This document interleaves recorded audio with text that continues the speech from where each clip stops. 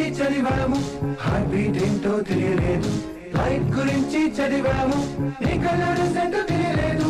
Magnetics చదివాము, ఆకర్షణ ఏంటో తెలియలేదు. విద్యుత్ గురించి చదివాము, ఆవేశం ఏంటో తెలియలేదు.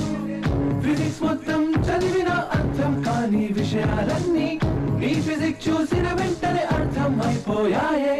కళాశాలలో కళాశాలలో కళాశాలలో